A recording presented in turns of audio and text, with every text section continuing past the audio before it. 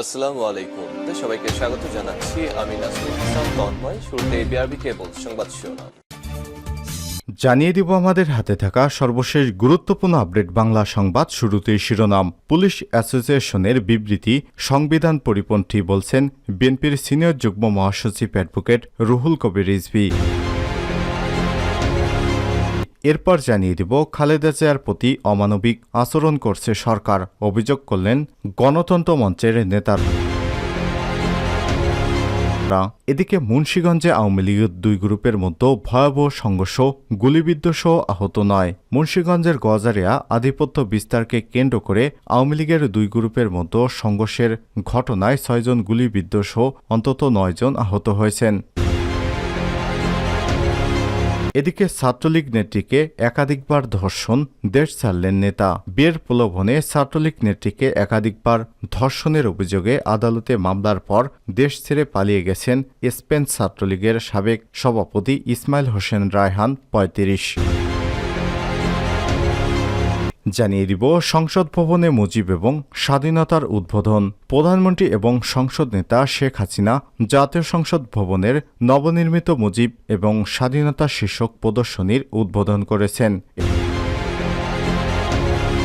এবং সর্বশেষ জানিয়ে দিব তিস্তা চুক্তিতে মোদীকে মমতার চিঠি। ফারাক্কা এবং তিস্তা চুক্তিতে ভারতের প্রধানমন্ত্রী নরেন্দ্র মোদীকে চিঠি দিয়েছেন পশ্চিমবঙ্গের মুখ্যমন্ত্রী মমতা বন্দ্যোপাধ্যায়। সোমবার 24 জুন মমতা বন্দ্যোপাধ্যায় মোদীকে লেখা চিঠিতে বলেন, পশ্চিমবঙ্গ সরকারের অংশগ্রহণ ছাড়া তিস্তা এবং ফারাক্কার পানি বণ্টন নিয়ে বাংলাদেশের সঙ্গে কোনোরকম চুক্তিতে আমার তীব্র আপত্তি রয়েছে। পশ্চিমবঙ্গের মানুষের স্বার্থ নিয়ে কোনো আপোষ করবে না মমতা সরকার। খবর আনন্দবাজার পত্রিকার। প্রিয় দর্শক, এতক্ষণ শুনছিলেন সংবাদ শিরোনাম, এবার বিস্তারিত।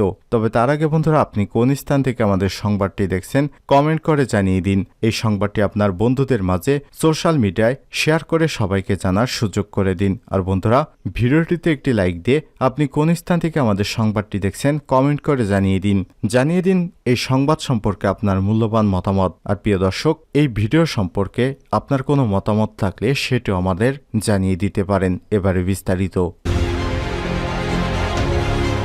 পুলিশ অ্যাসোসিয়েশনের বিবৃতি সংবিধান পরিপন্থী। রিজভী। সাংবাদিকতা নিয়ে পুলিশ অ্যাসোসিয়েশন যে বিবৃতি দিয়েছেন সেটিকে সংবিধান পরিপন্থী হিসেবে আখ্যায়িত করেছেন বিএনপির সিনিয়র যুগ্ম মহাসচিব অ্যাডভোকেট রুহুল কবির রিজভী। তিনি বলেছেন, একজন পুলিশ কর্মকর্তার বিরুদ্ধে দুর্নীতির খবর প্রকাশিত হওয়া মানে গোটা ডিপার্টমেন্টের বিরুদ্ধে সংবাদ প্রকাশ নয়। এই ঘটনায় বিবৃতি দেয় প্রমাণিত হয়েছে পুলিশের আরও অনেক কর্মকর্তা দুর্নীতিতে জড়িত। তাদের দুর্নীতির খবর চাপা দিতে এই বিবৃতি দেওয়া হয়েছে।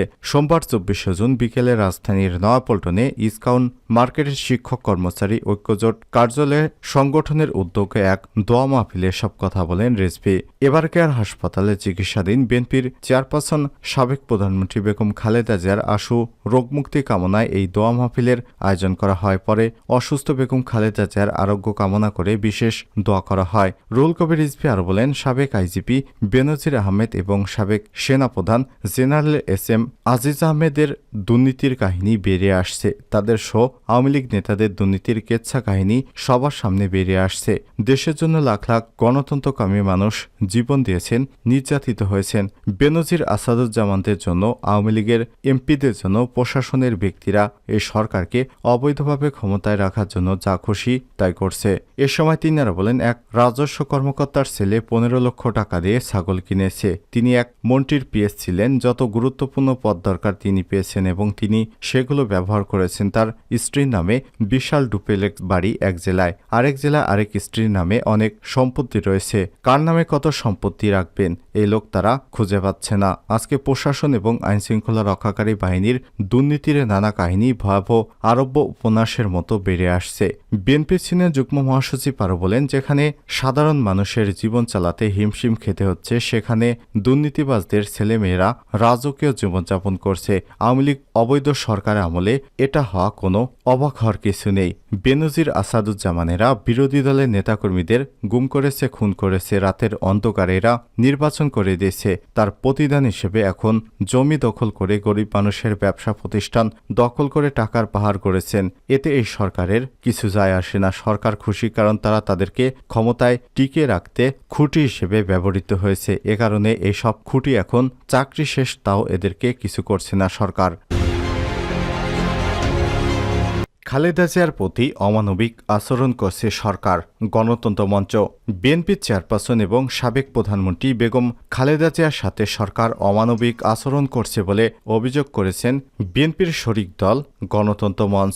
বিএনপির চেয়ারপারসন এবং সাবেক প্রধানমন্ত্রী বেগম খালেদা জিয়া শারীরিকভাবে অনেক গুরুতর অসুস্থ উল্লেখ করে সরকারকে অবিলম্বে তাকে বিদেশে উন্নত চিকিৎসার সুযোগ দেওয়ার দাবি জানিয়েছেন। যুগপৎ আন্দোলনের গুরুত্বপূর্ণ জোট গণতন্ত্র মঞ্চ।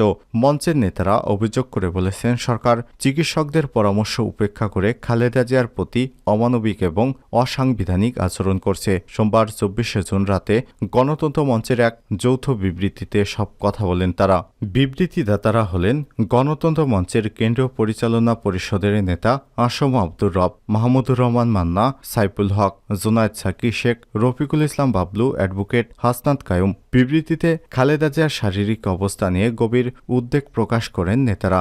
বিবৃতিতে গণতন্ত্র মঞ্চের নেতারা বলেন, খালেদা জিয়া শারীরিকভাবে গুরুতর অসুস্থ। তিনি বর্তমানে রাজধানীর এভারকেয়ার হাসপাতালে সিসি ইউনিট, করোনারি কেয়ার ইউনিটে চিকিৎসাধীন। তার চিকিৎসার জন্য গঠিত মেডিকেল বোর্ড একাধিকবার পরামর্শ দিয়েছেন যে খালেদা জিয়া এখন জীবন মৃত্যুর সন্ধিক্ষণে, দেশে তার উন্নত চিকিৎসার সুযোগ নেই। ফলে খালেদা জিয়াকে বাঁচাতে হলে বিদেশে উন্নত চিকিৎসার জন্য প্রেরণ করা অত্যন্ত জরুরি। কিন্তু সরকার চিকিৎসকদের পরামর্শ উপেক্ষা করে খালেদা জিয়ার প্রতি অমানবিক এবং অসাংবিধানিক আচরণ করছে। সরকারকে দলীয় সংকীর্ণ দৃষ্টিভঙ্গি এবং প্রতিহিংসা পরায়ণের মনোভাব পরিহার করে খালেদা জিয়ার উন্নত চিকিৎসা নিশ্চিত করতে বিদেশে পাঠানোর দাবি জানান তারা।